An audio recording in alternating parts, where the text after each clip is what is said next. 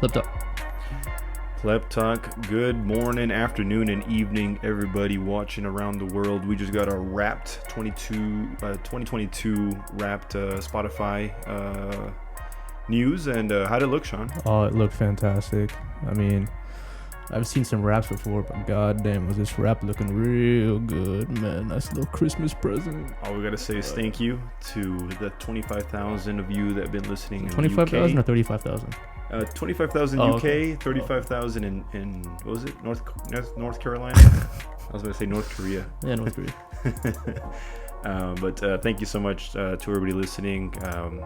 We're a little bit over a year now since we started this podcast, and we're going strong. So thank you for sticking along. Yes, and for the new listeners out there, I'm Sean. My name is Asael. This is Pleb Talk. We're gonna get into it. We're gonna do some good stuff for you. We got some content coming your way. What do we got drinking? We are drinking a Sapporo Reserve beer. Last episode, if you guys remember, we drank the regular Sapporo beer, the premium, I think it is. This is the Sapporo Reserve, one right above it, I believe. And let's see what it tastes like. Let's crack these bad boys open. We're talking about some World Cup stuff. We're talking about some U.S. trade deals. Think you know what I'm talking about? Let's get into it.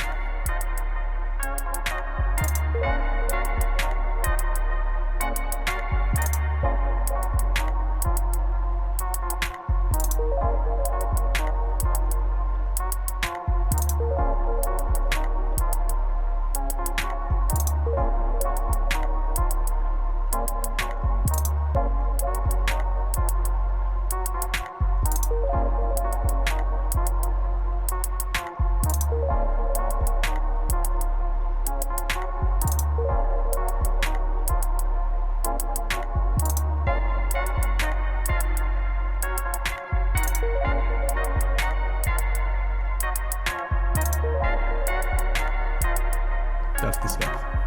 All right, yeah, no, it's good stuff. It's crisp, it's smooth. It's I love it. Real quick, I forgot to mention this is a 2018 away Croatia jersey with Luka Modric, the captain, on the back. They just beat Brazil in penalties in the 2022 Qatar World Cup.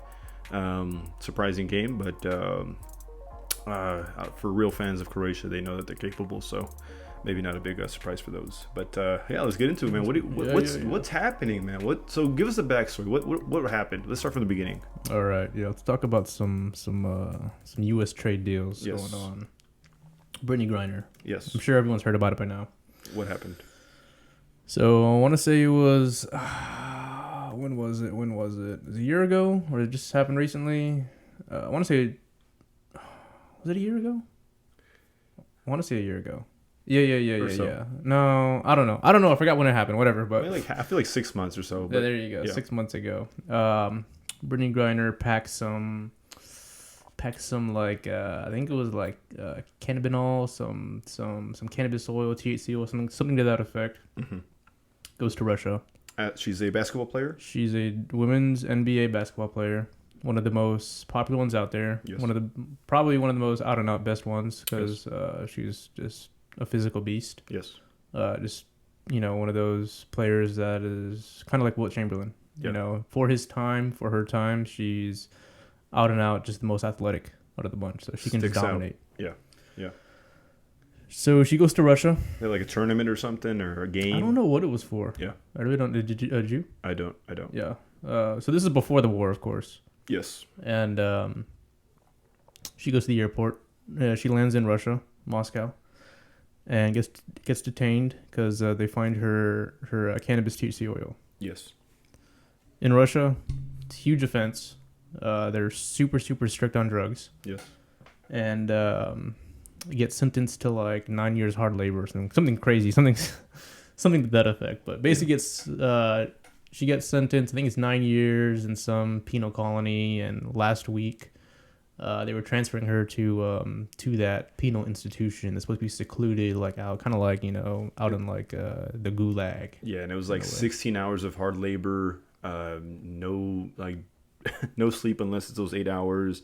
It just sounded like a prison camp, like a slave camp almost at that point. But I think before we go to what happened, it's crazy for us here as Americans to see that that's still happening in some part of the world where it's just for cannabis oil or CBD drug, whether it's prescribed or not. It is illegal in some states, in most states here in the United States, but at most you're getting what? A ticket? You're denied in jail? Yeah, and I want to say in the U.S. you just get, or where we are, you would just get a cite and release. Not even really go to jail. It's just, hey, you had this on you. Here's your court date. We'll see you at the court date. Yeah, and you're not like a dealer. At this point, you just have like a single use type of, like, for your personal use type of amount of oils or cannabis. Yeah. Now, if you're a dealer and you got pounds of this That's stuff a different in your story. trunk, then that's a different story. But this is just in her bag, I think her satchel or whatever. She had this on her. It's found. She's taken into custody. And for about 6 months or so, more or less, don't quote us on that, she has been in prison doing hard labor, as if she's like a serial killer almost. And I'm sure she's probably paired up with other serial killers in Russia, but she's over here just for having these products on her while going to the to Russia for a tournament or a game, whatever. So she's locked up. All of her teammates come back, and ever since then, President Biden and famous people from Hollywood have constantly been trying to convince Biden, not even convincing because he wants it as well, but it's just the bashing of heads of Vladimir Putin and America and Biden on, like, okay, let's find a middle ground.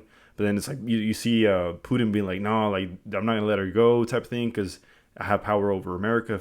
Like, it's just like power moves. It's not even like, at that point, it's not even about the player and what she did. It's just like, how can I have the upper hand over the other country? Politics, man, politics. But go ahead. So. Yeah. So like you said, Biden's in on it, Yes. on looking into it, Yes. and they came up with a trade. What happened? As I'm sure a lot of y'all heard, they came up with a trade. Who would they trade who for? This would have been one of the worst trades of all time, in my opinion. But I'm just gonna throw it out there just for you to just for you to mull over in your head. Yes. We traded the best, or Russia trades the best women's NBA player probably of all time. Yeah. I don't know, but probably I'll just give her that benefit of the doubt. Sure. Just to sweeten the pot a little bit. Of course. Yeah. Russia trades the best women's NBA player of all time. Yes. For the most notorious weapons dealer of all time. Russian, yeah. The most notorious Russian weapons dealer of all time. Which you cooking something up over there? No. Go ahead. Yeah. The most notorious weapons dealer of all time. Victor Bout. Victor Bout, aka the Merchant of Death. What a guy. Amazing. Now let's break it down, man. Biden has literally the pressure of all the big names you can think of to get this individual back from Russia for what she did. Don't piss me off, but keep going. So he's got this enormous amount of pressure to get her back from her family, from other basketball players, from other celebrities, from the population, from the masses, to get her back. So he at that point will do basically anything, or basically trade anybody for her with the amount of pressure that he had, right? Now Russia sees, I think they had made like a previous offer. Russia's like, okay, if you want her back, give us this person. I don't remember if it was him or not, the arms dealer, but it was somebody where like Biden was like, nah, no way. I do remember that happening like a couple months ago. Yeah. So it was, so the trade was, they were, and this still pisses me off.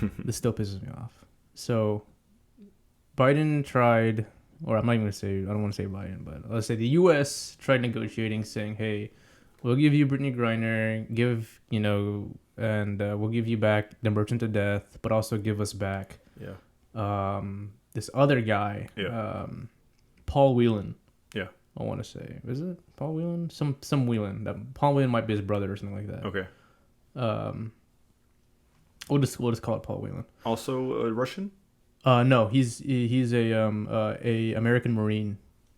Okay, so he's being held captive right now, and In America. no, he's being held captive in Russia. Oh, okay. It was Brittney Griner and Paul Whelan. Whelan for the Merchant of Death. Yes, but Oh, he's okay. I think he's 4 years in already or 9 years in. Wow. Yeah, he's already he. Well, anyways, like however many years in. Yeah. The point is he's years in Yeah. already. Yeah. Like I mean, he's been suffering. Wow. I think he got a 25-year sentence. I think so. Don't quote me on that. Yeah. And Russia was like, nah. Look, if we're gonna give him up, you have to give up a Russian spy that you're getting, that the U.S. is currently holding captive. Yes. Because Russia believes that U.S. Marine is also a spy. U.S. denies that he's a spy. Paul Whelan denies he's a spy. He's just like, hey, bro, I'm just a soldier. Yeah. But Russia's like, no, he's a spy, so that means we want a spy back too. And U.S. was like, no, we're not going to give you a spy back. So we'll just settle with Brittney Griner for Merchant of Death. How about that? Wow. Yeah. That's crazy, man. That's crazy because the family of Paul must be like devastated knowing that the whole NBA player worked out, but their son or their husband or what, a brother didn't work out. That's crazy, man. That's crazy. It's a little disgusting. So look, the thing is, like I was saying, man, President Biden has this enormous amount of pressure to get her back, basically at any cost, right? And Russia knows that, she's relatively harmless individual. Before you finish that thought, I have to interrupt you because you're just going to piss me off. Well, but you have to realize from their perspective. But hold go up. ahead. This is probably, in my opinion, the weakest thing I have ever heard in my life for a trade. The fact that you have to give in to pressure of a family or something to give back someone who is known to cause hundreds, if not thousands, of deaths for basically a sports player. No, I see I don't that. think any other country in the world would have done that. I see that. I'm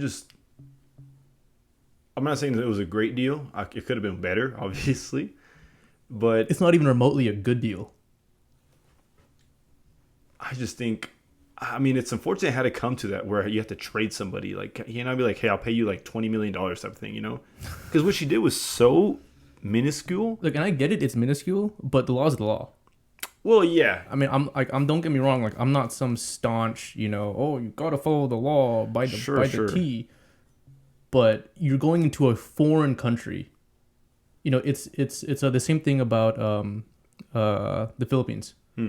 It doesn't matter if it's weed, cocaine, heroin. They have a death penalty. Like they don't care. Bro, it's what? Death penalty. Death penalty? Yeah, it's death penalty. So she knew what she was getting into. Whether or not she knew how strict Russia was going to be about it, she knew what she was doing whenever she was packing that. Was it a stupid decision? Yes. Absolutely stupid. Especially in Russia. The conflict that's already happening behind closed doors. That's incredibly silly to do that. But let's say, had that been in a different country, let's say Mexico, you fly into Mexico and you have weed that's illegal as well. I understand she's taken to jail or prison or whatever, and she serves, let's say, 6 months max, But when we're talking, what was you said, 20 years or what'd you say? I believe she gets 9 years. 9 years? Her sentence was going to be 9 years. Let's get serious, man. Look. Do I think the sentence is stupid? I do think it's stupid. Okay. That's what I'm saying. Out or not, I do think it's stupid. But regardless, dude, she knew what she was getting into. That's like if you were going to Mexico, and Mexico had a ban on soccer jerseys. Yeah. And you were like, man, I really love soccer jerseys. Yeah. I think I've sent a packet. I just love soccer jerseys. No. I'm not trying to justify her, her decision to take illegal substances into a country that's super on freaking high profile in American, decision making. But freaking A, man. It's stupid as hell. But man, there's just no right way to talk about this by saying like, hey, look, was the trade incredibly stupid just as much as her taking those products in the airport? Yes, without a doubt. Now, did it have to happen? Did we have to? You'll probably say no, but did we have to get her back like almost at whatever cost? No. Hell I no. know. I'm not surprised. I'm not surprised. I don't know what you expected. But I know. But it's funny because they're getting back this guy that literally probably no one cares about. Like he has no family. There's no like sentimental value he's for him. He's probably getting sent back to Russia and getting a hero's welcome. The whole damn freaking country's probably be up on their feet at the airport, clapping. But like there was no one like advocating for him to come back, Like there was no like Twitter in Russia like, yo, we got to get, what was his name? Victor Bout. Victor Bout. We got to get Victor Bout, There's no 18-year-old in Twitter tweeting that stuff out, like so like it's such like different spectrum. He is so notorious. He even had a movie after him in Russia. No, in the U.S. What? Starring Nicolas Cage. I actually saw it. It's actually a pretty decent movie. What's the name? Oh shoot, what? Nicolas Cage plays this guy. Well, yeah. I'm not a Nicolas Cage fan, but I actually thought this movie was pretty decent. I think he actually did a pretty decent job. Hey. It's called. I think there's two names for it. It's either The Lord of War or Warlord. I think it's The Lord of War. I think that's like one of the like play on things in the movie about a little translation mishap of Lord of War or Warlord. It is called The Notorious Mr. Bout. No, not that. Oh wait. Oh yeah, Lord of War. Lord of War. Yeah. Lord of War. 2005. Yeah. Ratings are solid. Is it? Solid. Oh yeah, not too bad. 7.6 IMDb, 61% Rotten Tomatoes. Could be higher. 4.2 out of 5 on Vudu. It's on HBO, guys. Yeah. It's on HBO. That's on HBO. Interesting. Yeah. Okay, now we're talking. Yeah. This is how notorious this guy is. He even has a movie named after him. I didn't know that. That kind of changes. He might literally be like a hero because he's gonna get a hero's welcome. Yeah, he's gonna meet Putin and be like, oh, Victor Bout, welcome back, homie. Honestly, yeah. That's crazy. And he's gonna be like, hey, you know who we traded for you? Get this. Yeah. A basketball player. Yeah, they're cracking up over some vodka. Dude, they're right having now. beers right now. They're having some top shelf, Louis XIII whiskey. Having some Wagyu beef steaks, having a jolly old time about this trade. It's tough, man. It's tough. Look, I'm glad that she's back. It's unfortunate she did what she did in those circumstances. Like, look, I'm all for weed and everything, but you're going to freaking Russia. So this leads me to my next question. Yeah, okay. Hit me. She was one of those anti-national anthem people. Do you think she's going to stand for the national anthem now? Oof, what a question, huh? Yeah.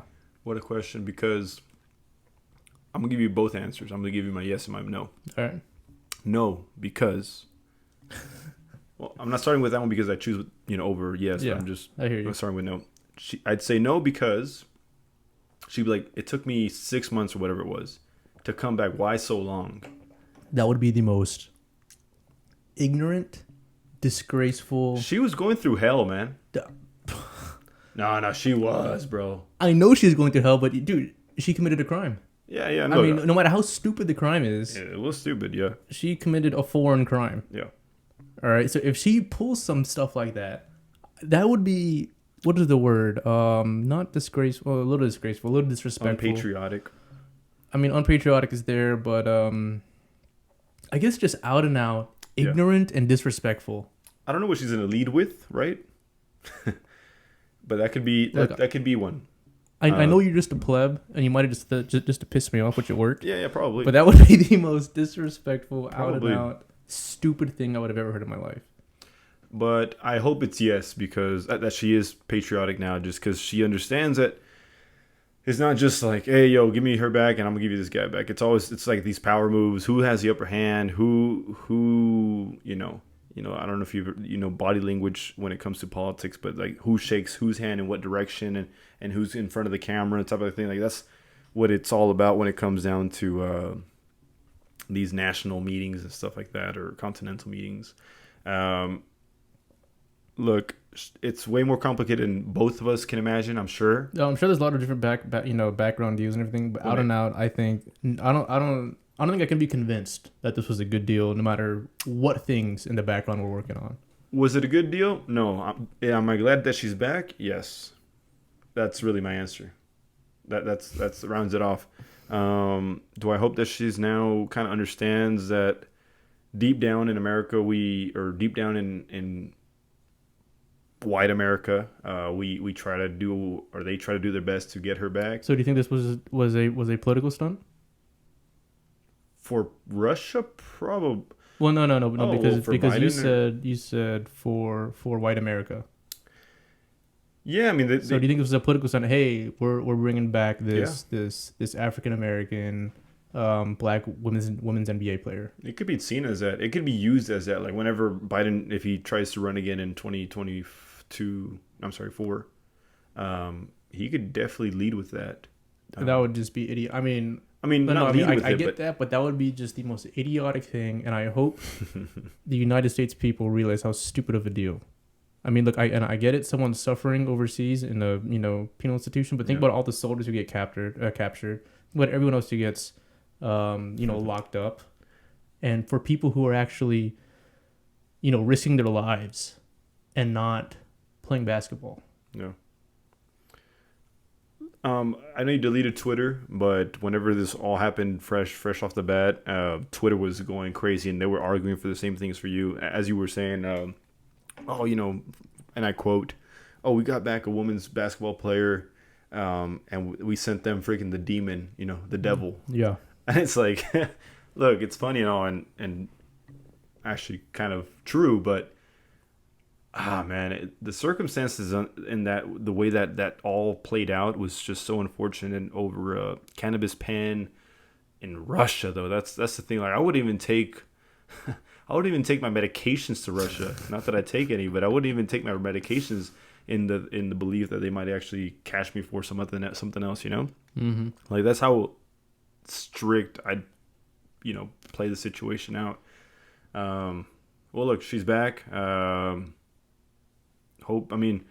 Damn, bro, I'd probably like lose my mind working 16 hours a day, like hitting some shovel into some gravel for 16 hours a day, bro, and sleeping, and then waking up to, I don't know, some crits, or what's it called, grits and Kellogg cereal, bro. I would lose my That's probably what they get on their dang birthday, bro.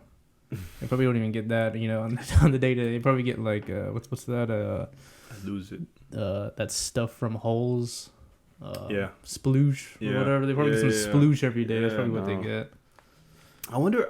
I know that I'm gonna be. I think we should talk about this a little later, like another intro topic as well, to where we check out I know she's gonna be having like a million of interviews in the next 2 weeks, so I'm gonna be definitely watching some and see what she talks about and kind of her psychological experience going through all these different. I think she was in several different prisons throughout those 6 months. So I'm gonna be keeping up with what her experience was, because I don't know if like the Russian guards would be like extra mean to her, like, yeah, that's enough eating, and she's halfway done, go back to work type of thing. I doubt it. I don't know. Hey, no, I don't doubt it. I know some stuff was going, like, within the actual prison was going down. Like, besides her already doing the most out of, like I said, serial killers and stuff like that were in there. Mind you, whenever this guy was arrested, Victor Bout, he was the second most wanted man in the world at the time. Wow. I mean, number one being Osama bin Laden. Oh, wow. So this is like 2005, I want to say. So 2005 was when the movie came out. So I doubt that they made the movie. Probably prior then. Yeah, it's like 2000 or so. Yeah. Hey, I mean, I wonder how we were treating the guy while he was here. Oh, dude, he's probably getting treated real good. Yeah, that's what I'm saying. He's probably getting treated real good. That's what I'm saying. We actually care about human rights here, despite of what's going on. I mean, at least compared to Russia. I mean, come on, right? I wonder where he was being kept too, like in what state or. Is that a good thing or a bad thing? I don't know. We'll say that for another time, probably. All right, man. Yeah. We'll say that for another time. All right. What happened, man? I think that sums that up. Yeah. Because I'm getting pissed off, and I don't want to be pissed off right now. Yeah, I'm getting warmed up. Yeah, you're getting warmed up. Yeah. So what's going on, man? What's going on in the Middle East right now? Middle East? World Cup? Oh yes, World Cup. Let's get into some World Cup action. There we go. So there is football, soccer. We'll be calling it both these things for the next segment. Has been around for over a century. Over a century, we've had this sport that uses very little technology throughout the game. Like, we don't need measurements. We don't need like replays. There's about 3 refs on the field, and then 2 teams of 11 playing against each other. So about over 100 years, it was just that, what did you see to the refs, within the refs, the three refs, two on the sidelines, one in the center of the pitch, kind of, hovering around the play. So there's things called offsides, there's fouls, that can lead to penalties. There's so much going on the field that it's almost basically impossible for even three guys or people to see exactly what type of contact's going on, how hard it is, was the ball touched or not, is it a free kick, is it a throw in, a goal kick, so much going on here that as technology progressed in recent years, in the last maybe 5-6 years, there has been a new technology called VAR, Video Assistant Referee. So basically this is a little pod somewhere in the world, I'm actually not even sure where they're at, of referees, of also like FIFA certified referees that have like 20 screens in front of them, that whenever there is a potential foul or contact or whatever, these 20 referees, like 5 referees, replay that play to see whether or not it was a foul or not, right? And then through like through headsets, they talk to the head ref, the main ref that's in the center of the field, to let them know, hey, we do believe there's a foul, call it a foul. Hey, you know what, there's not a foul, don't call anything. Or if they aren't really sure, they can call the main ref to a little TV screen on the side of the field so that the main ref can review it for himself and watch the replays. So all of this that I just described as VAR is relatively new to the sport, maybe about 5 years old. And there's mixed reviews because, like I said, for over a century, football has just been about raw sport in real time. Did the referee see it? Yes or no? Period. And that's that. There's no like overturning. There's nothing like that until VAR. VAR is basically in all of the leagues now, all the major leagues at least. England, Spain, Italy, France, I think Mexico, USA maybe as well, MLS. All the major leagues have it for sure. Maybe all of them, I'm not sure. The question now is VAR interrupting the beautiful sport? Is it now too... because we had this conversation yesterday, and as I was telling Sean, football is the only sport of the major sports that has no like interruptions besides halftime. There's no like in football, in American football, where like, hey, call that referee, or you get 3 timeouts. Each team gets 3 timeouts. Baseball, there's innings where like you can reassess a game plan or whatever. Hockey, we weren't really sure about, but I think they have 3 quarters or something like that, or 4 quarters or whatever.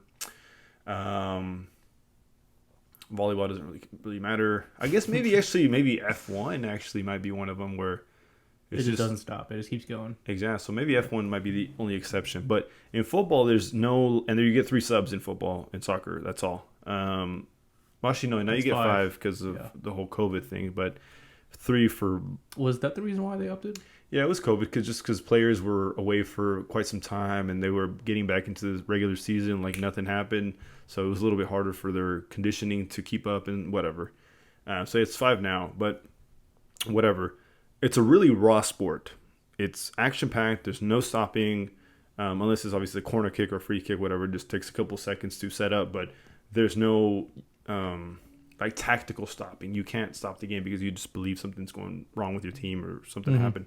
So VAR kind of does interrupt that flow of the sport where, hey, you know what, the ref, I'm not really sure if that was enough contact. Was it inside the box, outside the box? I'm not really sure. So before, the rest would be like the best guess. Okay, it's got to be this one, Yeah. And then, it turns out once the game's over, we watch the replays like, yo, that ref is terrible. That was not the right call. It should have been a penalty. My team should have won the Champions League. So, like, so much is at stake for a referee, and it's an incredibly hard job because you have the weight of either one of the teams. One team hates your decision, the other team loves it, and it's always one or the other. So the team and the pressure that you have as a referee is immense. It's hard to describe. Just in case that was too much of a long-winded explanation, I'm gonna give you the quick, 30-second too long didn't read explanation. I want them to understand. I want them to understand like the. But for the people who just don't understand, they just tuned it. They just tuned it out. VAR stands for Video Assistant Referee. Yes. Okay, so for the people who just don't know soccer at all, you have those 3 refs, or 1 main referee, 2 sideline judges. Yeah. Whenever there's a foul, referee says, okay, this was a foul, either free kick, penalty, yellow card, red card. Referee makes a decision, and the game goes on. And that's that. Yeah. It's just the game continues. Yeah. Players can argue, but referees always stick to their decision. Yeah. VAR, Video Assistant Referee, if it's a controversial call or just a goal or some type of big moment, VAR, Video Assistant Referee, will step in and they'll take a look at it, but they won't just at least now. I don't know if they did prior when VAR first started, but they will look at the last minute. And let's say it was a goal. Someone scored a goal. They'll look at the whole last minute. And if there was an offside within the last minute or a foul or the ball actually went out of bounds, they'll disallow the goal. Or they will reverse the call. Like, let's say ref said penalty. VAR steps in and says, you know what, actually, that wasn't enough contact. No penalty. On surface level, it sounds good. It sounds like VAR is, the move, the way to go. Yeah. But I have seen, and I'm sure many other fans out there have seen, it can be stupid. Mm-hmm. It could be stupid. Sometimes, even though VAR is implemented, they still make the wrong decision. At least 99% of the fans will think it's the wrong decision. Even the fans that benefit, they'll be like, hey, that was a bad call by VAR. Yeah.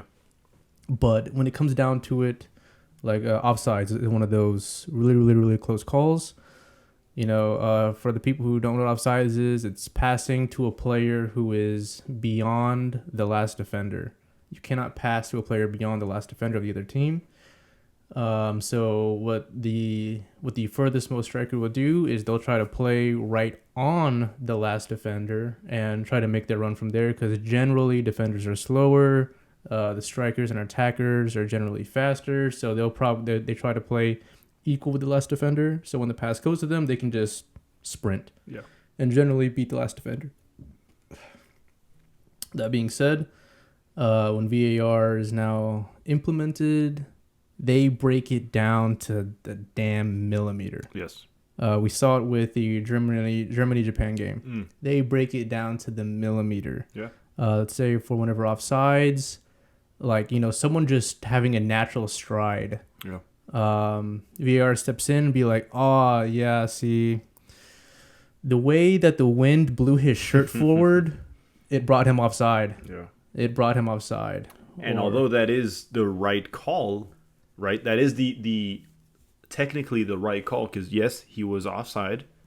Technically, I guess you could say that is the right call, yes. But when it comes down to it, in prior instances, that wouldn't even been questioned. The commenters would have said, yeah, he was even with it, good to go.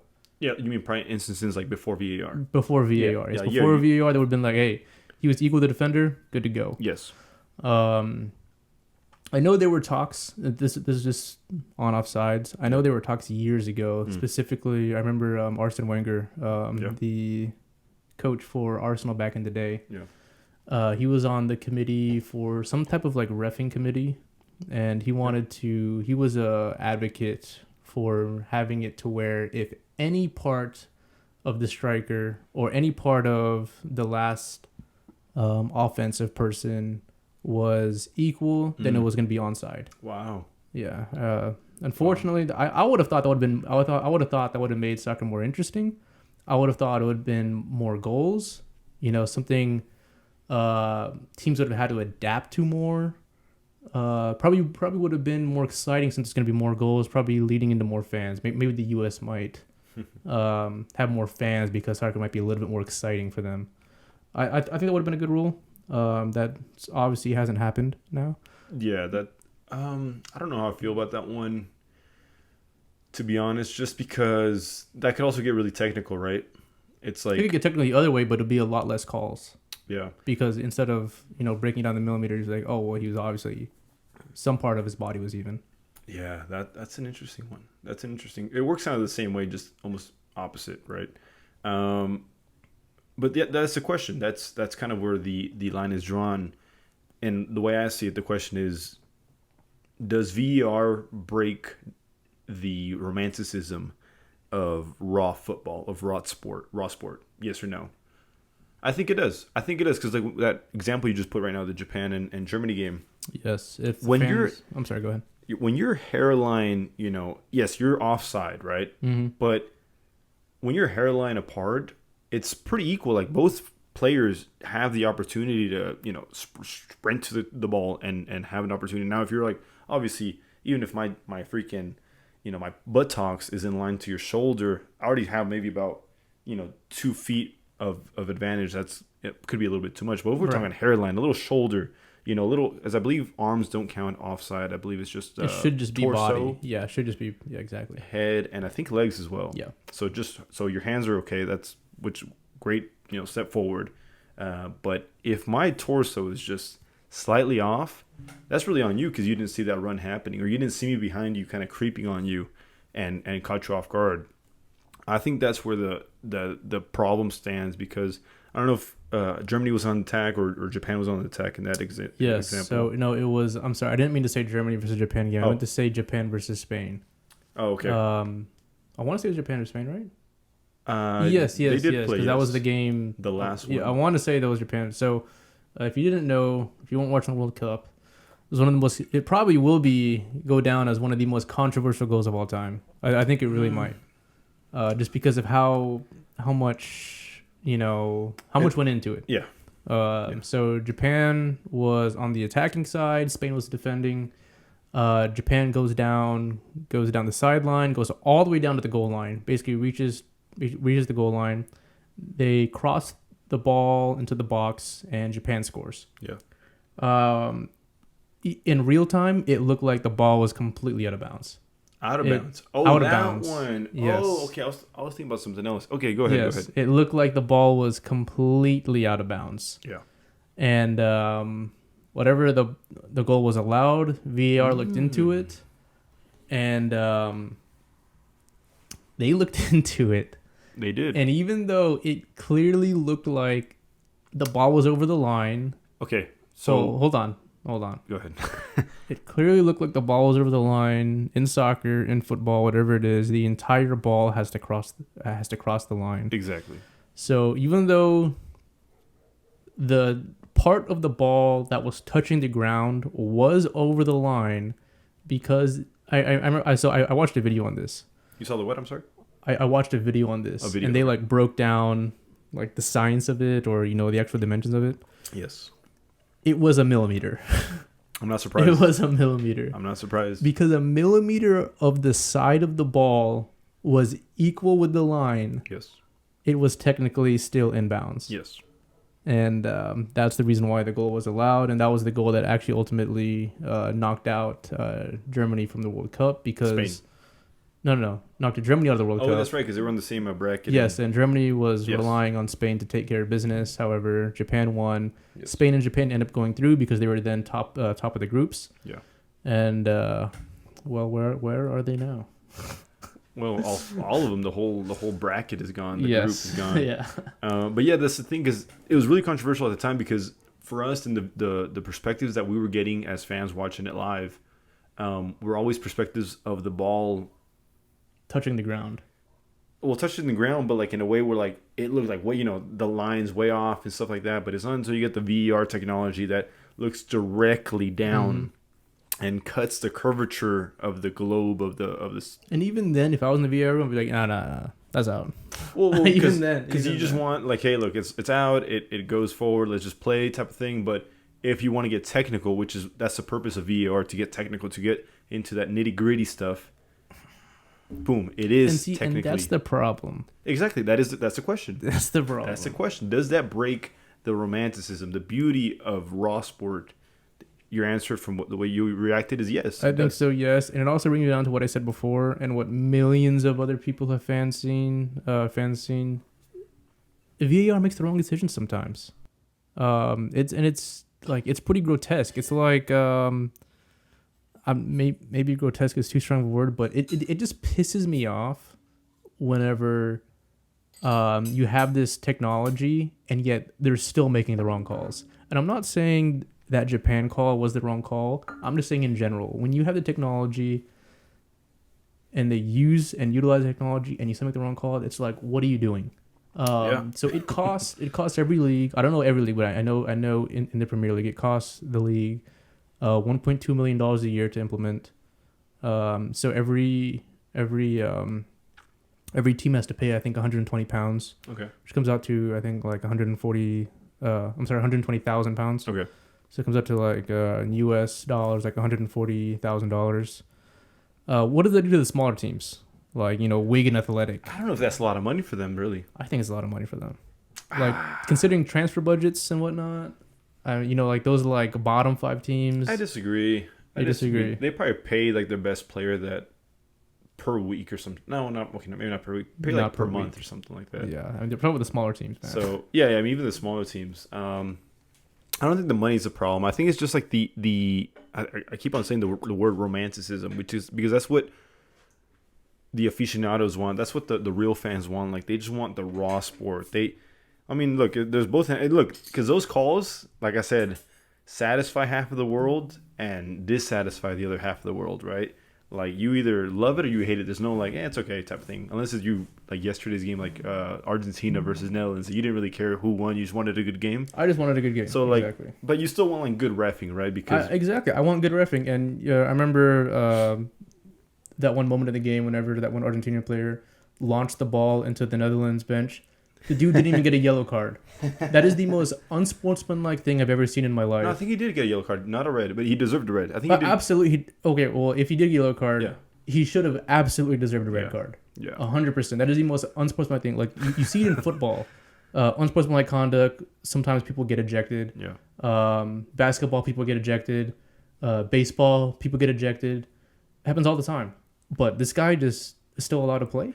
That's a different conversation. And it was the most intentional thing ever. He looked over there, launched it in there, gave the ref a pat on the back saying, hey, yeah, that was a good call, buddy. Thanks. You know what's funny, actually, before we change it, because I don't... freaking Messi, one of the star players of the game, of the Argentinian squad, said after the game that there should not be any reffing at this height of the game allowed. So even he disagreed with the ref. So like, the ref was so bad that he even dissatisfied the Argentinian squad, believe it or not. Wow. He was a pretty bad ref for both sides. I agree. But the fact that call, that situation you just mentioned right now, was only a yellow card, which is just a warning basically in football and soccer, is insane. I agree with that one. 100%, even though I was rooting for Argentina. But VR, I mean, at that point, see, the VR is also one thing to note as well, is that VR only comes in when it's like decision-making plays, like game-changing plays, so like inside the box. Is that not a game-changing play? Someone getting a red card? Someone the team going down to 10 men. That is a game change. That's huge. It is huge. Argentina goes down to 10 men. That's a huge disadvantage. It is huge, but I mean, the fact that you're mulling it over kind of upsets me. No. It really upsets me. I'm not saying it's not a game-changing, but what I'm trying to say is that VAR has only been implemented in the latter half of the field, in the inside the box. I mean, you can't disagree with that. It's never been used like half in midfield, you know? I would disagree. When has it been used in the midfield? I mean, I can't think of a moment, but I mean, I'm surely. I don't think so, dude. Surely. I don't think so. What's the point of VAR then? Well, see, that's the thing. What's the point then? Like, so that means you're giving the ref free reign to give bad calls all day, every day in the midfield, and it's good to go. I don't think they have the ability to, like, the ref does not have the ability to be like, okay, let me check VAR for this. Like, I mean, because it did happen in midfield, I believe. Although it was a game-changing play, maybe I shouldn't have used that term. I believe VAR is only used in the latter halves of. That's ridiculous. I think so. I believe. I'm just speaking on it. If that is true, that is ridiculous. Because then it defeats the point. Because then, let me ask you this: if it was full range of the field, then why even have a ref? Okay, then take the ref out. Oh, you're okay with that? And take the ref out as long as the spirit of the game is retained. Take the ref out. Calls would be a little bit slower, though. Is that okay? Take the ref out, or like I said, it cost each team. Let's call it this way. It cost the Premier League an extra $1.2 million a year, or £1.2 million for VAR. So why not just have 2 extra sideline refs? one on each half or one each quarter. Exactly. So yeah, have 2 extra sideline. Well, what refs. are they for? Just like offsides or? Well, I mean, sideline refs, they're also used for fouls. Like you'll see them raise their flag up, and ref will look at them. Okay, that was a foul. But there's only one ref with a whistle, which is the main ref. So right, now, right. But the main ref will look at the sideline judge to see if it was a foul, and right now, yes, yeah, ref raises their flag up. And in this okay, that was a foul. hypothetical situation, how would that work? I don't know if you want to Well, get no. into technical. So no, I'm saying so the sideline judges have a better view. They don't have to continually running back and forth the entire time. Right. You have one sideline judge for one half, another one on the other side of the field. So you have one per quarter of the field. Right. No, and I get you. I get Yeah. that. Let's say there's a controversial penalty call. Okay. Well, now you have more eyes.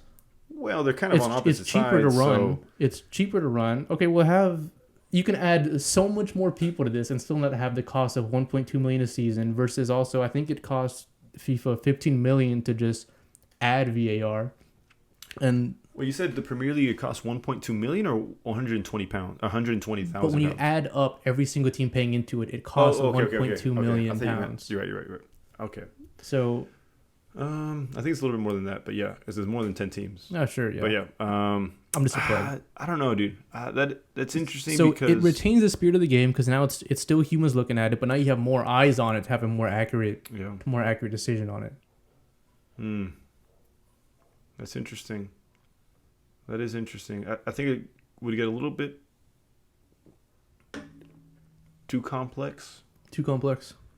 Because I think that the point of the main ref is to have that The final say. Like, boom, this is it.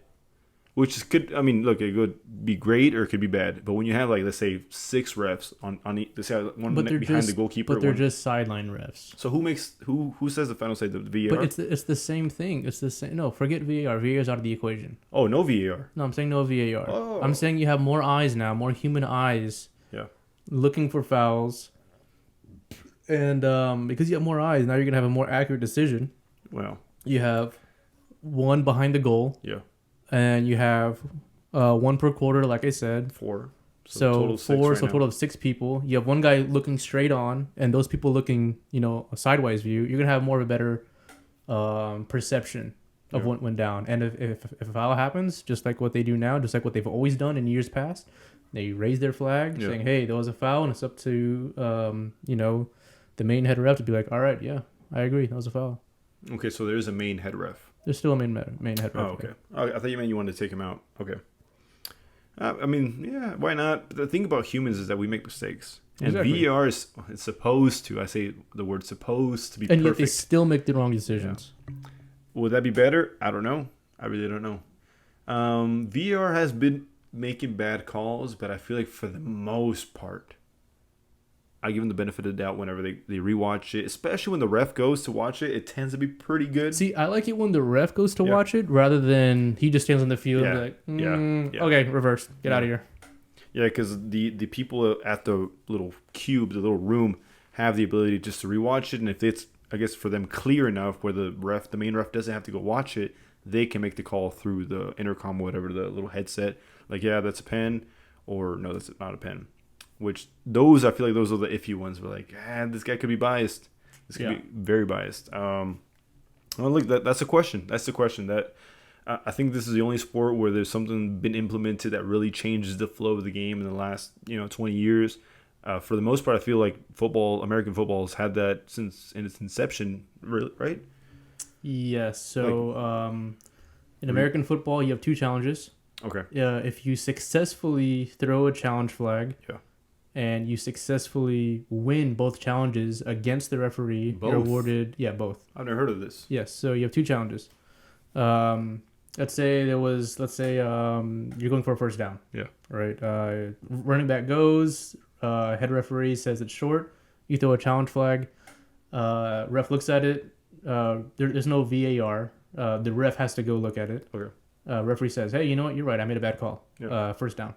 Okay. Let's say it happens again. However, this is the problem with the challenge thing. You can't challenge fouls.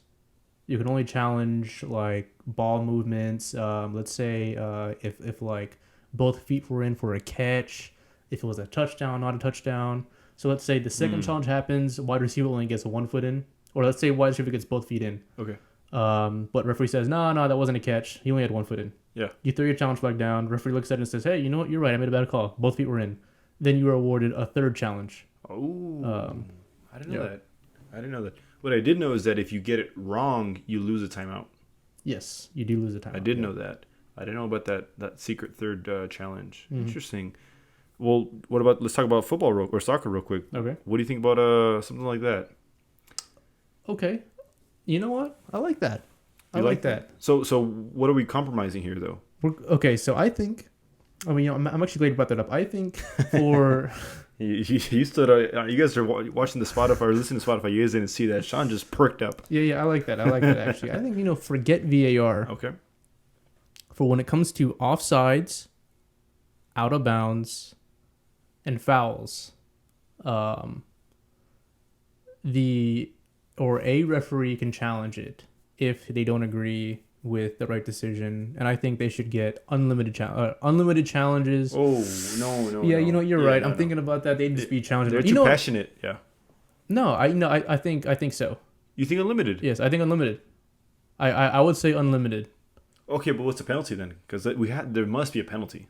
Yes. I do think there must be a penalty. I think the penalty, they lose a sub. Out of 5? Out of 5. That's heavy, but it should be heavy. Yeah. That's interesting. So, okay, let's say scenario here, this whole, let's say the shoulder one, whatever, little shoulders right off bounds.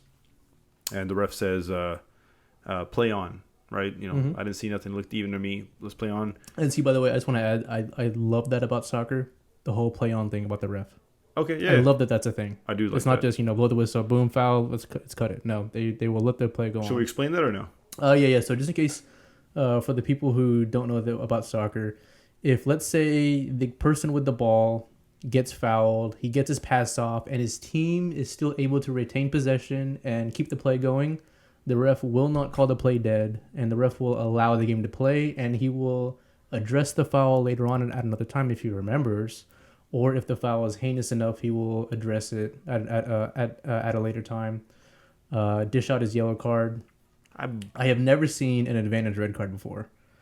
So I'm gonna stop you right there because I think you might have got it wrong. I believe if it's heinous enough for a yellow card, you must stop the game. I don't think so, dude.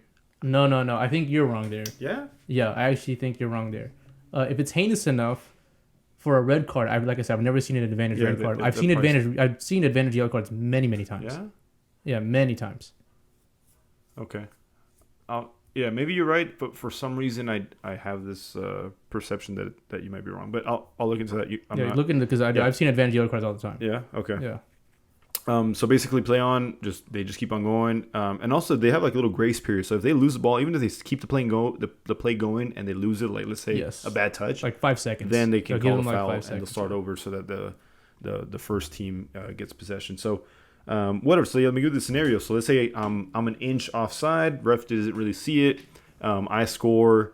Your coach is like, "Yo, I'm gonna call offsides because I think something was off with that play." What happens? The ref goes to a VAR type like screen to review, or there's like some VAR and somewhere else. What would you like? See, like I like the concept of it. This is the reason why. American football has the ability to do it, and I don't think international soccer, international football will not have the ability to do it. I'm interested. Because in American football, in every single stadium, there's minimum 1, usually 4, 5, 6 huge screens where they're broadcasting it, and the head coach is looking at it and be like, "Oh yeah, that was a bad call. Yeah, challenge flag." Yeah, you don't really see that in soccer. There's 1 or 2, maximum 2. Yeah, and it's not always following the play.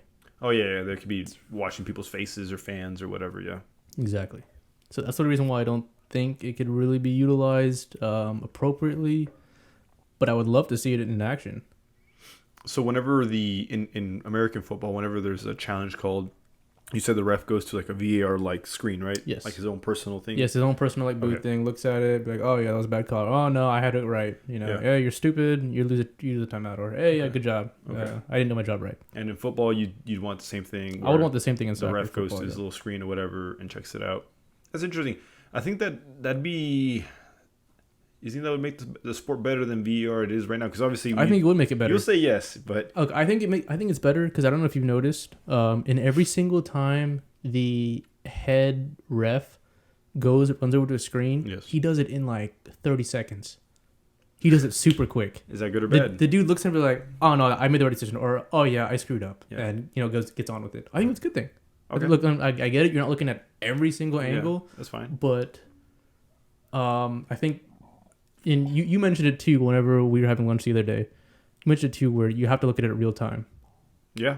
To where that's where you're gonna get momentum, your perception of it. Yeah. Because in slow motion, you're breaking things down too much, yeah. and it's not the fairest viewpoint. Yeah.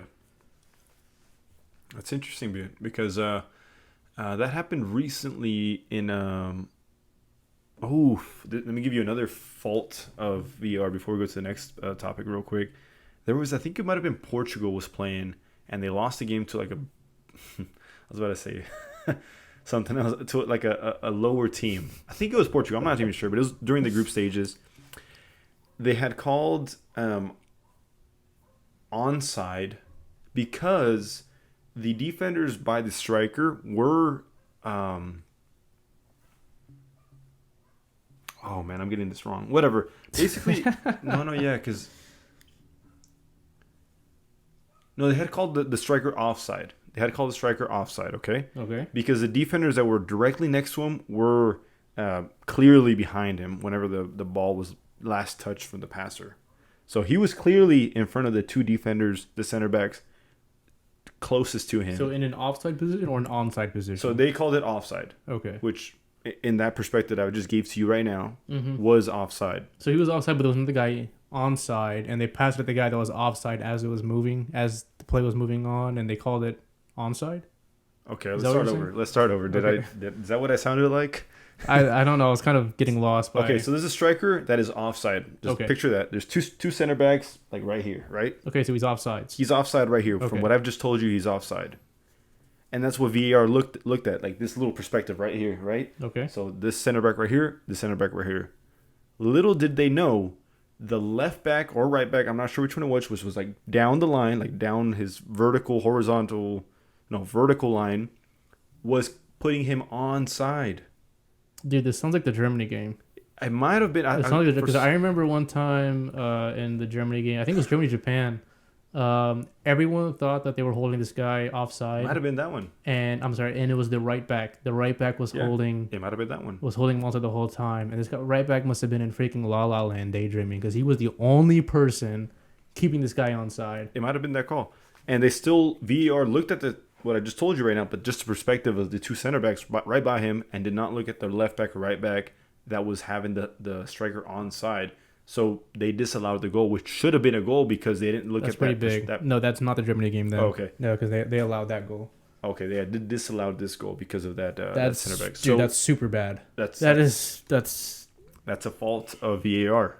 That pisses me off. It's crazy. I'll send you the that straight pisses me off. The Twitter or whatever it was where I find it, but yeah, it was insane. It was insane because VAR is supposed to play like God in those scenarios. Like you see the whole, the whole field, every single player, and they just zoomed in into this little perspective of. Yeah, I don't see how. So it's faulty. Look, does it do good things? Yes. But how could you mess up in that situation where you're VAR, you have no pressure except to make the right decision? Literally no pressure. Like you can't even see the guy's face. It's just like this. Yeah, you're just in some dark room, type thing. Just they have no pressure. You're like, we have to review something. Oh, okay, yeah. It's crazy. Yeah, okay, it's good. You have no it's pressure. It's crazy, man. It's crazy. And yet they're still suited up in their ref outfits. Yeah. It's the funniest thing. Probably got cleats on too. Are they? And they're in some, dark room just chilling. Yeah. Just getting, I don't know. Paid to sit down in a dark, air-conditioned cush room. I don't know what the heck going on. But, look, that's that. Let us know what you guys think about VAR. Does it fit with the sport? Is it moving forward the sport? Is it making it more fair? I don't know. I don't like it. I don't like it either. I don't like it. I'm glad we agree on that. What do we have next, man? So where is the World Cup being played? Qatar. And what's so interesting about Qatar? Besides it being kind of corrupt and the way that the whole World Cup maybe that's another episode right there. But what is interesting about the fans going to the World Cup and to Qatar and the rules that Qatar has or the laws that Qatar has set in place for visitors or for everybody? Okay, so for lack of a better term, Qatar is they have extreme rules or very They're strict rules. a Muslim country, period. Yeah. I think, and that's the problem. That's the problem with FIFA, with soccer, football, whatever you want to call it. There was a commercial years ago for the 2010 World Cup. Okay. 2010 World Cup South Africa. I still remember this commercial to this day. I think about it like every now and then. Okay. But I think that commercial summed it. I'm actually, if the commercial is still up on YouTube, it's actually in my favorites in my Okay. in my my YouTube account. Yes. I'm gonna link the YouTube link to that commercial in the description Interesting. if the video is still up on YouTube. Okay. But I thought it was the most perfect commercial video for FIFA, soccer, football, whatever you want to call it. Okay. Basically, the gist of the commercial was that politics, world news, world relations should be set aside. Okay. And that when it comes down to a soccer match, a football match, especially the World Cup, nothing should matter except the game. Agree. I agree. Religion, all that stuff should be thrown out the window. It just comes down to when it's game time. Yes. It's game time. I Forget agree. everything. I agree. And I really hope that video is still up. Okay. But yeah, so Qatar is a pretty strict country. Going into the World Cup, they screwed over Budweiser. Like I don't like Budweiser. I don't think we've ever drank a Budweiser product on this podcast. I'm not a fan of Budweiser, but Budweiser was supposed to be is the main sponsor. Or is or was. I don't know if they still are, but Budweiser got screwed for Qatar because they were supposed to be the sole beer provider in the World Cup. Yes. And moments before the World Cup started, last second decision, Qatar bans all alcohol sales. Yes. And I'm not sure. I think it came to the tune. Don't quote me on this. I'm just a pleb. I'm trying to look it up right now. I can't really find it at the moment. But I want to say it cost Budweiser $52 million. Like I said, I don't really care about Budweiser, but if I was a Budweiser, shareholder, executive chairman, or something, I'd be pretty livid. Yeah. I'd be pissed. Yeah. And that's just one of the things. Yes. That's just one of the things. Qatar also, they're anti, for lack of a better term, I don't know what's the appropriate term. I'm sorry if I'm getting this wrong. They're anti. Gay. Yeah, gay, LGBTQIA plus, I think is the correct acronym nowadays. Yes.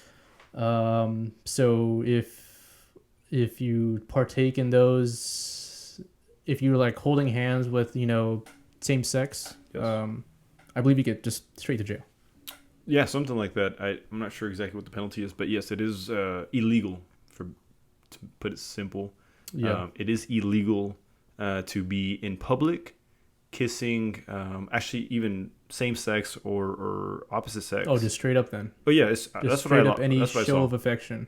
Any PDA is illegal in Qatar. I think period. I'm not even talking about the World Cup. I'm just thinking period. But the alcohol thing, I believe it's to where yes, you can't be sold alcohol beverages in the stadium during the game, but I believe you can buy it 3 hours prior. I just don't know if it's in the stadium or not, or if it's like like a tailgating type. I've never seen whenever the cameras pan to the fans. I've never seen them have beers, and I'm not the hugest alcohol fan in the world, but I think if you're at a stadium having a good time, you gotta have a beer. It's just one of those things. It's one of those things where it just goes hand in hand. Look, and now here's what the both sides of the conversations at, the arguments at. This is like, let's say I'm arguing for the Qatar government, and they're to say, hey, you know what? You said you wanted pure sport. We're giving you pure sport without the alcoholism, without the drinks that could sway your your mood or whatever. and we're also advocating for less aggressive fights or less what's the word? Altercations. And maybe there is less altercations because there's no alcohol. I don't know. Maybe. I don't know. I think that's a pretty stupid argument. But I've never heard of an altercation that made the news. I mean, I could be wrong. There could be altercations all the time that make the news about, I don't know, Argentina fan gets pissed off at Belgium fan or something. Yeah, it does happen. It does happen. No, I'm sure it does. I just don't know if it's because of the alcohol or not. Right? I mean, it could be a contributing factor. I don't know. Right, but those people might not even been intoxicated. So yes. Who knows? Also, I was going to talk to you about this earlier. There was an American journalist that at the beginning of the World Cup, during the group stages, he wore a I don't know what it said. I just knew it had the gay pride flag colors on his T-shirt. He wore it coming into the stadium. I believe he had like a jacket on or something, and then he showed the security that he had that shirt on. He was not allowed inside the stadium because of the colors on his shirt. That's ridiculous. This gentleman passed away this morning or yesterday in Qatar during a game. Really? During a game, he passed out. Like, he just flopped. He just fell down to the ground. Now, look, this is conspiracy theories at this point, right? There's nothing factual about what I'm about to say right now at this point on December 10th, Saturday. But there are conspiracy theories saying that he was murdered, that he was killed on purpose because of his, advocation, advocating for gay rights in a different country. How old was this person? I'm sorry? How old was this person? I believe like 44, 45. And he just mysteriously died in the stadium. So it just happened, I believe, like I said, this morning, I think, or yesterday morning. During the game? During the game. At the game. At the game, yeah. He was like a journalist, so he might have been even like a commentator or something like that, yeah. American. Well, I really hope there's an autopsy. Some type of medical examination. Surely. I mean, it's too early to say what happened. If you look it up right now, it just basically say what I just described right now, so there's no details about it yet. But it's very, very interesting. There was this gentleman that went inside. What is it called when you run across the field like during the game? Oh yeah, I know what you're talking about. Like just a crazy fan. Yeah, crazy fan. I'm sure you saw it. I posted it on my Instagram. He was waving a gay pride flag in the front of the shirt. I remember that part. Yeah. He had give rights to women, and then free Palestine, I believe, or free Ukraine on the back or something like that. He was also apprehended, and for some reason, whatever. I mean, luckily, I think he was just like detained for overnight or something, but he was released the next morning. He was an Italian activist, but nothing serious happened to him, as you might have thought. Maybe he would have been like whipped or something like that, which is actually happening, or killed or something like that. But like, look, I'm on social media quite a lot when it comes to these things, and you see people from both sides, and they're saying, why do they want to come to Qatar and change their laws? Right? That's what some people are arguing. The other side is saying, hey, look, this is a World Cup. Mm-hmm. This isn't Qatar Cup. It's not, exactly. Yeah. This is not the Qatar Cup.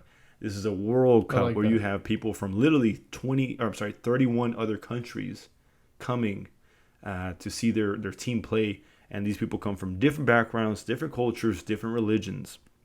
Now, when you sign up for a World Cup, you sign up for having people from other backgrounds that believe in other things that you may not believe in. Mm-hmm. Right? Like I said in that commercial, exactly. Religion, it's beyond world news, world events, wars, he said, she said. It's beyond all that. Should be put aside. And when you host us, expect us, right, to be us, right? It's the same thing if I invite a gay friend with his or her boyfriend or girlfriend, I have to expect at the very least to have that person bring their partner and act the way they do anywhere else, right? Because I know that I invited them. That's the thing of being a host. You have to be able to host everybody. Now, I understand that these are laws that you have against homosexual people, alcohol, or how women dress and stuff like that. But these people are not there to change your laws. Right. These people are just there to express themselves as they do in their country, right? They're not there to start a fight. They're just there to enjoy their team and have fun with whoever they love, you know? So that's where the sticky situation comes, because when it comes to countries like this, like they're so kind of far behind, you know, social norms, maybe that's the word. Yeah. Where they just, it's not that they don't want to catch up, it's just that they're, and this really comes to religion as well, they're just kind of too zoned in into the religion that they believe that religion should encompass social norms as well. And that's what they can't see past. Where here in America, it doesn't matter what you believe. You can believe whatever you want, but just know that there are, you know, gay people out there. There are people that drink alcohol. There are people that tattoo themselves. There's people that, you know, etc. And you have to be okay with that. So real quick. Yes. Qatar being a Muslim state, is that law about homosexuality, is that law a part of, does it come from their religion, or does it come from just their state beliefs? No, I think it comes from religion. I'd say that without the World Cup being there, I'd say 98% of the population there are Muslim. Okay. Right. So I think if that law stemming from their religion, if it Yes. stems from their religion, then out and out it shouldn't be enforceable. Exactly. That's a good way to put it. Yes. However, if it's for some whatever reason, they're just an old time country to where that's just what they believe in. I mean, I hate to say it because I'm not trying to sound contradictory to what we talked about earlier with the whole Brittney Griner thing, bringing THC or cannabis oil in, and that's just their law. That's a good point. I'm not trying to be contradictory to that. Then, I mean, you just don't show it in public. I mean, whether you are or you're not, it shouldn't matter if you are or not. You just, I'm going to assume that's interesting that the law is written that you can't say that you can't, you know, show it in public. What you do behind closed doors, what you do behind closed doors. Right. I'm not sure. So, like, just to reiterate, if it comes from the religion part, I think it should not be enforceable. If it comes from, for whatever reason, their Bill of Rights or their Constitution, whatever they call it there, then to not be contradictory, I think it should be enforceable, even though I don't agree with it. But like I said, I'm not trying to contradict myself. Well, let me say, just to play devil's advocate, what if the World Cup was at the Vatican? Although the Vatican can't even fit a stadium like that, much less, you know, 5 or 6 of them. Mm-hmm. What if it was at the Vatican, where obviously Catholicism reigns supreme in that Providence country? But see, that's the thing. Like I said, I don't want to use this word because it sounds bad. Yeah, it's usually thrown around in other contexts. Yes.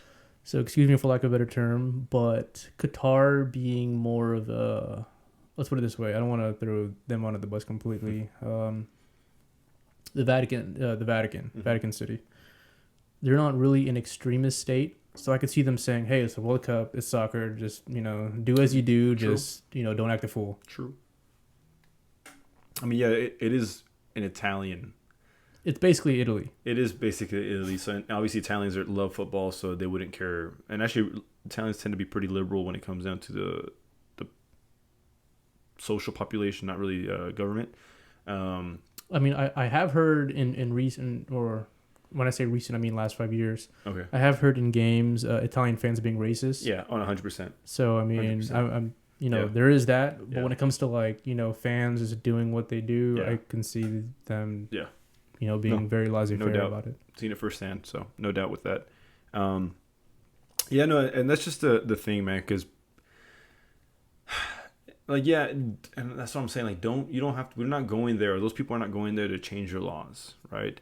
And that's kind of like the thing to remember. Like, oh, you know, we don't have to adjust our beliefs for the World Cup, but it's like when you host it, you know, expect these people. Now, I had this question, like, what would a Qatarian, I believe that's what they're called, an individual who, a gentleman that likes men, is attracted to men, what would happen to him? I wonder, because I've got to say 99% of the population of Qatarians are all Muslim and are all, you know, kind of follow the Quran.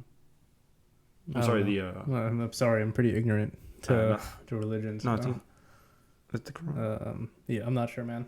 The Muslim. Oh, whatever. Yeah, these what is it? 7%. What if he likes men? What if he's attracted to men? What would happen to him? I wonder. Obviously, he won't say anything because he's afraid of being whipped or being fired of his job or kicked out of school or whatever he's in. It is the Quran. Quran? It is the Quran. Quran. Yeah. Quran. So like, I would wonder what happened there, because every time I see it on social media, which of course you're looking at this like unknown individual in some part of the world. Every time I see a comment from someone defending this argument, they all seem to be, for, heterosexuality. But really, hey, what if a Qatarian gentleman likes another man? I wonder what would happen. I don't know. He'd probably be, whipped, which really is a thing over there. Is it? It is. Oh, 100%. 100%. My mom, for some reason, the other day, she was like, hey, did you hear about that one guy that, I don't know what he did, was getting whipped in the public center? I was like, Mom, I'm not doubting it, but I didn't hear anything about it on Twitter or social media, so I doubt it. But I'm sure things like that happen all the time.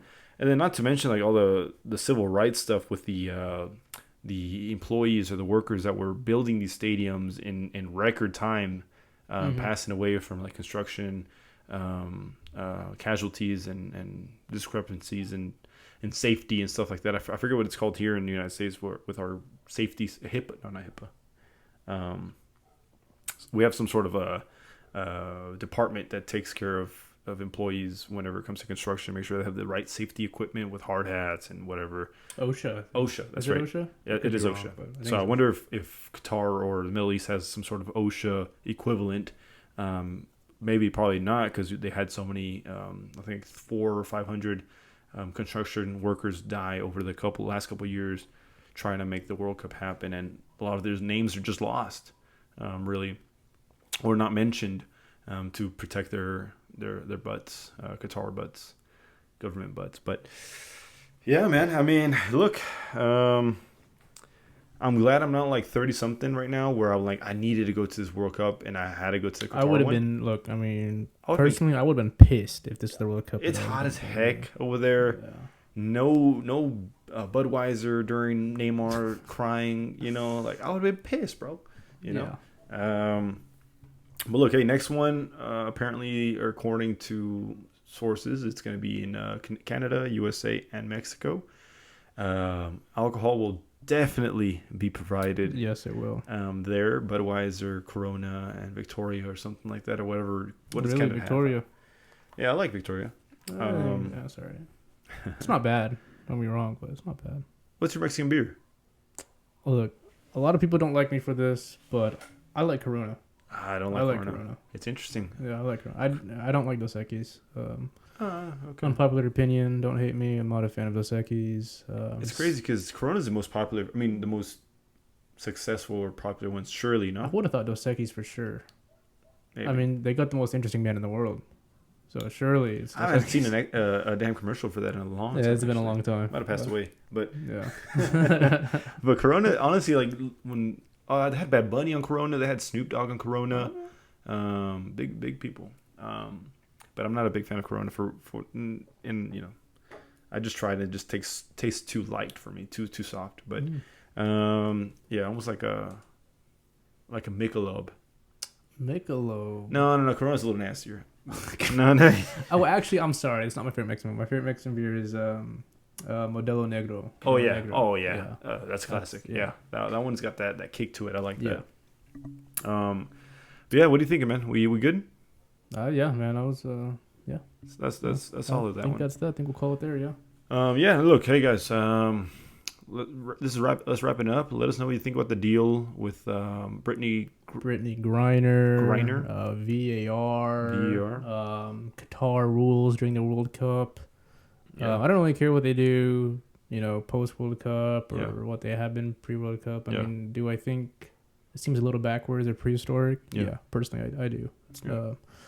Then again, we live in I don't like this word, but we live in a privileged country where it kind of seems like the U.S. is going through their own weird revolution in a way of culture, I guess you'd say. But well, let me ask you this real quick. Do you think that the World Cup being in Qatar might be a good step forward for them to kind of update their social norms? You'd be like, hey, you know what, guys? Let's loosen up a little bit. You think that might be a step in the right direction? Maybe FIFA might actually have like a benefit down the line? I'm glad this happened because it highlighted it. Exactly. It showcased it. Exactly. I know we didn't talk about it. I know we didn't talk about it, but it also showcased the 6,700 confirmed deaths of the basically indentured servitude for the workers that built the stadiums. Yeah. Their view on human rights, I think, is absolutely backwards. Yeah. A lot of the world thinks that. That's just not my belief. That's like a huge belief that a lot of people are against. 100%. The whole no beers thing, no alcohol, I should say. Yeah. That's pretty backwards. I mean, look at the United Kingdom. Look at Germany, and Spain, France. I mean, they're all about beer. I mean, Europe in general is, especially UK, is all about beer, especially the US. I mean, you go to any sporting event in the US, there's going to be alcohol. Yes. It doesn't mean that which country is more inferior than the other, but it's just one of those things that it's like, it's one of those amenities that people are expecting. Popcorn at the movies. Basically the same exact thing. Yeah. Hot dog at the gas station. Yeah. I mean, I wouldn't, but yeah. I wouldn't either, but you see them there. No, it was like peanuts at a baseball game or something. Peanuts at a baseball game. Yeah. There you go. Or your ballpark Frank at a baseball game. Yeah. And when it comes down to homosexuality, it's one of those more progressive things that most countries have got right. I think Qatar's got wrong. Yeah. But if anything, it highlights it. So it sucks that it came down to this, but it's one of those moments where it shed light on it. Yes. So I guess you could call it a good thing that it came down to it. Agreed, because it allows like young Qatarian kids that are growing up right now, when they're 8, 9, 10, 11, 12, see this firsthand as they're growing up, and they start having these little questions like, hey, you know what? Maybe they're right, not to change the way they believe or they think or who they are or their sexuality or anything, but just know that there's people out there in different countries that, hey, you know what? That's okay with them, whether they like it or not, whether just straight. You could just be straight if you want, but just allow them to do them. Mm-hmm. Did you see that one interview? Some journalists did an interview with the Qatar Prime Minister or World Dictator, whatever they call him. I don't know what their leader is called. They did an interview. This one journalist, I think it's from Denmark, and he's like, "Hey, so what about your whole the workforce living conditions?"